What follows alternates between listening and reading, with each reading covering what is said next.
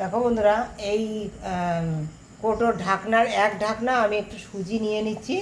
এটা মিক্সচারে আমি পেস্ট করে নেব।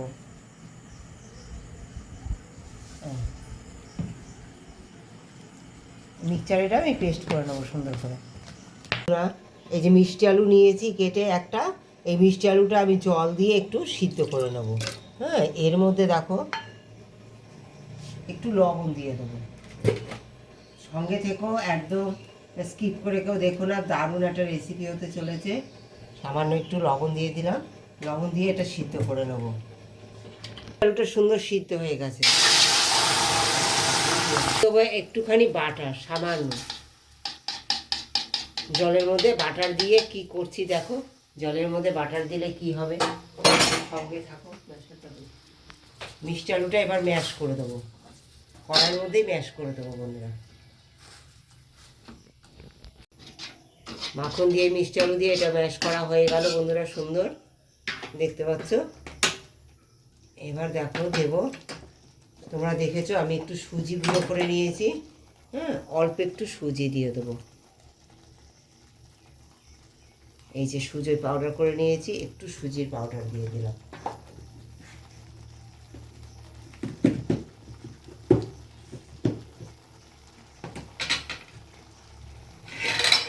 আর দিয়ে দেবো দেখো বন্ধুরা, এই যে চামচের 2 চামচ ওটস। এই ওটস দিয়ে মিষ্টি আলু দিয়ে কি বানাতে চলেছি দেখো। 2 চামচের একটু 1 চিমটি বেশি দিলাম, দিয়ে কি বানাতে চলেছি তোমরা আমার সঙ্গে থেকে দেখো। দারুণ রেসিপি করতে চলেছি, বুঝলো তো। সামনের মতো রুটি দেখো বন্ধুরা, এটা এবার এর মধ্যে মাখিয়ে নেব, সুন্দর করে মাখিয়ে নেব। এই গরম জল মিষ্টি আলু এর মধ্যে করে সুন্দর করে মাখিয়ে নেবো এটা আমি। দেখো বন্ধুরা, গ্যাস অফ করে দিলাম। মাখাটা দেখো কতটা নরম হয়েছে। এরকম নরম রাখতে হবে প্রথমে। হ্যাঁ, কারণ এতে সুজি আর ওটস দেওয়া, তো ওটসে প্রচুর জল টেনে নেবে। হ্যাঁ, অনেক শুকনো হয়ে যাবে। তাই প্রথম চোটে তোমরা এরকম নরম হলে পর একদম ভয় পাবে না, কোনো চিন্তার কিছু নেই। এটা একদম শুকিয়ে অনেকটা একদম একদম টাইট হয়ে যাবে। কারণ সুজি, সামান্য সুজি দেওয়া আছে, আর ওটস তো জানো তোমরা, ওটসে অনেক জল টানে। হ্যাঁ, তাই এটা একদম শুকিয়ে যাবে।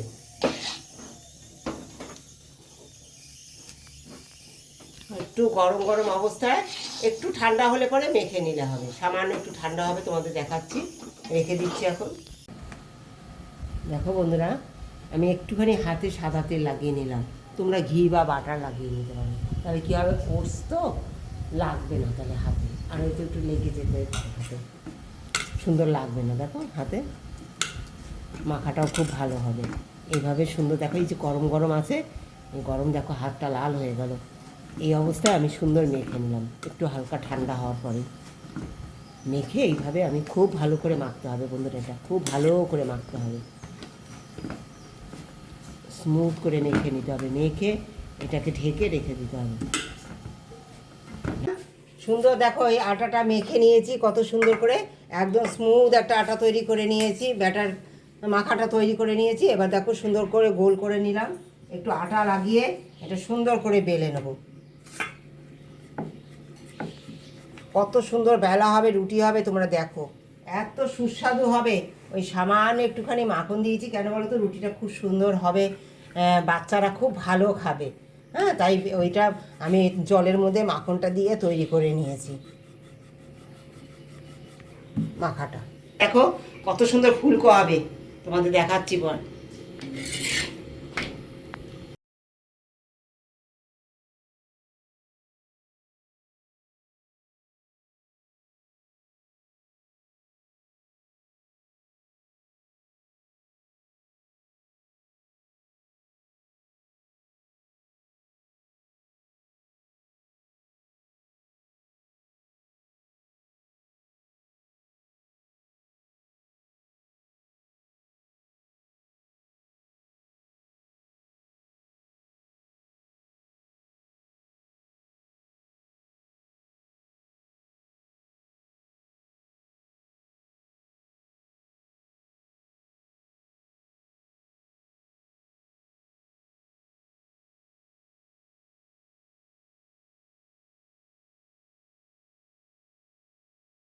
বন্ধুরা, রুটিটা কত সুন্দর হয়েছে তাই দেখো, এত সফট দেখো, শুধু দেখো রুটিটা দেখো, আর কত সুন্দর হয়েছে দেখেছো, একেবারে দারুণ দারুণ হয়েছে খেতে।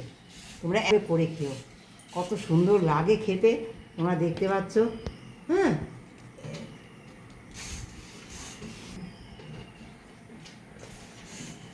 খুব সুন্দর হয়েছে বন্ধুরা খেতে। এই দেখো, একেবারে নরম তুলোর মতো, 2 দিন পর্যন্ত একদম নরম থাকবে এরকম। একবার এইভাবে ওটস দিয়ে মিষ্টি আলু দিয়ে রুটি বানিয়ে খেয়ে দেখো কেমন লাগে। যেমন হেলদি হয়, তোমরা তো জানো মিষ্টি আলু কতটা ভিটামিন আছে। বাচ্চাদের মানে স্কুলে দিয়ে দিলে পারে ওটা কিছুই লাগবে না, ওরা এমনিই খেয়ে নেবে। মিষ্টি আলু দিয়ে রুটি বানিয়ে দিলে কিচ্ছু লাগবে না, শুধুই খেয়ে নেবে ওরা। দারুণ দারুণ।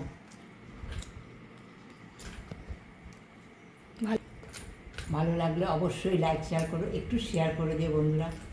মিষ্টি আলু দিয়ে ওটসের এই রুটি কেমন লেগেছে একটু কমেন্ট করে জানাও, আর করে খেও। দেখো আমার সোনা খাবে, দেখো এত সুন্দর রুটিটা যে ও খেয়ে নিতে পারবে। এটা লাগবে।